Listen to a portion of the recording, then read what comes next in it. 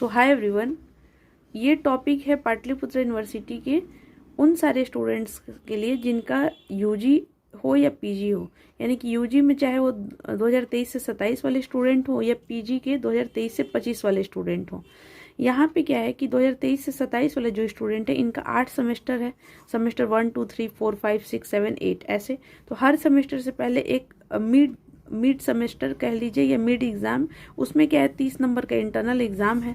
और यही चीज़ पीजी में भी होता है। यहाँ पे 4 सेमेस्टर होता है 1 2 3 4, और हर एग्ज़ाम से पहले इंटरनल एग्ज़ाम होता है 30 नंबर का।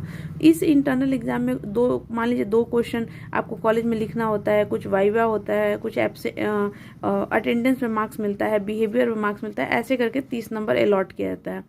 तो अब यहाँ पे क्वेश्चन है कि कुछ बच्चे ऐसे होते हैं, मान लीजिए कि किसी भी कारणवश, मान लीजिए तबीयत खराब हो गया, कोई कहीं चला गया है, या घर में कुछ इशू हो गया है, या हेल्थ इशू है, मतलब हेल्थ इशू है, कोई पढ़ाई कुछ भी प्रॉब्लम की वजह से वो स्टूडेंट एब्सेंट हो गया अपने इंटरनल एग्जाम में। ठीक है, समझ में आ रहा है कि इंटरनल एग्जाम में वो एब्सेंट हो गया, वो जाकर एग्जाम नहीं दे पाया। तो अब यहाँ पे प्रॉब्लम है कि अब क्या होगा, क्वेश्चन मार्क्स यहाँ पे है कि अब क्या होगा। तो यहाँ पे ये है कि आप चाहे यूजी के हो या पीजी के हो, अगर आपका इंटरनल एग्ज़ाम आप उस दिन एब्सेंट हैं, जिस दिन आपके कॉलेज में इंटरनल एग्ज़ाम हो रहा है, तो आप क्या करिए, जितना पॉसिबल हो सके, मान लीजिए कि आज एग्ज़ाम है और कोई स्टूडेंट आज नहीं गया और उसको आफ्टर 4 डेज या 2 डेज या 5 डेज या 1 वीक या 10 डेज, जब भी उसको पॉसिबिलिटी हो रहा है तो वो अपने कॉलेज ज़रूर जाए। वो कॉलेज जब ज़रूर जाए और बताए अपने इशू को कि मतलब इस प्रॉब्लम से हम एब्सेंट हो गए थे, हम नहीं आ पाए थे। ठीक है, अब वहाँ पे क्या होगा कि टीचर हमारे क्या करते हैं कि टीचर हमारे उसी दिन जो है कि आपको 2 क्वेश्चन या 3 क्वेश्चन या 4 क्वेश्चन जो भी है और आंसर शीट मिलता है, और आपको टीचर के सामने वो एग्ज़ाम दे देना होता है। इसलिए ये होता है कि जो देखिए, ये जो 30 मार्क्स का एग्ज़ाम है, इसका तो मार्क्स आपको आपके यूनिवर्सिटी में चला गया है। किसी बच्चे को 22 आया है, किसी को 23 आया है, किसी को 24 आया है, ऐसे करके, किसी को 18 19 20 जो भी है। बट ये जो इंटरनल एग्ज़ाम होता है, ये ऑन एज ए रिकॉर्ड रखना ही होता है। ठीक है, अगर आप जैसे बहुत सारे, अब यहाँ पे क्या प्रॉब्लम है कि मान लीजिए कोई टीचर है जो वहाँ पे मतलब ऐसा नहीं होता है ना कि 30 नंबर का है तो ये रिजल्ट ऐसे बना कि बताइए इंटरनल एग्ज़ाम में स्टूडेंट एब्सेंट है या प्रेजेंट है, तो यहाँ पे कोई लिख देगा एब्सेंट। ऐसा नहीं होता है। वो डायरेक्टली बस यहाँ से कॉलेज से जाता है यूनिवर्सिटी में कि 30 मार्क्स में इस स्टूडेंट ए को 22 नंबर मिला है। अब ये आप मतलब यूनिवर्सिटी टीचर से पूछने वाला नहीं है कि आप बताइए 22 नंबर कहाँ से दिए हैं। ऐसा नहीं होता है। समझ में आ रहा है? आई थिंक हम ये समझा पाएँ कि अगर आप एब्सेंट भी हैं तो जिस दिन भी आप कॉलेज जाने में सक्षम हैं, ज़रूर जाइए। और फिर अब यहाँ पे स्टूडेंट सोचेंगे कि फिर हम देंगे ही नहीं। ऐसा नहीं हो सकता, क्योंकि ऑन रिकॉर्ड बिल्कुल होना चाहिए कि अगर आप इस ईयर के स्टूडेंट हैं और आपका इंटरनल एग्ज़ाम है, तो अगर आप नहीं दीजिएगा उस एग्ज़ाम को, तो फिर क्या होगा कि परेशानी क्रिएट होगा ही होगा। आपके साथ भी परेशानी होगा और टीचर के साथ भी परेशानी होगा।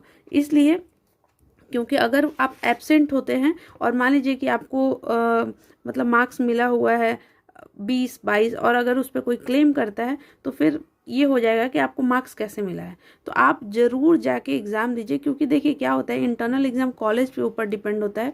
तो आप अपना सिचुएशन जो भी प्रॉब्लम है बताइए और प्लीज़ उस एग्ज़ाम को दीजिए। ये बिल्कुल नहीं सोचना है कि इंटरनल एग्ज़ाम है, कॉलेज ही में तो है, हम नहीं देंगे तो क्या होगा। बिल्कुल भी नहीं ऐसा करना है, क्योंकि आपके वजह से टीचर या कॉलेज क्यों परेशान हो। तो आप जाइए, एग्ज़ाम ज़रूर दीजिए। और अगर कहीं ऐसा रूल है जहाँ स्ट्रिक्टनेस बहुत ज़्यादा है कि नहीं, अगर आप मान लीजिए आज एग्ज़ाम है और आज नहीं आए, कल आए, तो नहीं हो पाएगा, तो फिर वो जो है प्रॉब्लम नहीं कहेंगे, वो बिल्कुल रूल इज़ रूल। तो वो कॉलेज और टीचर के ऊपर डिपेंड करता है।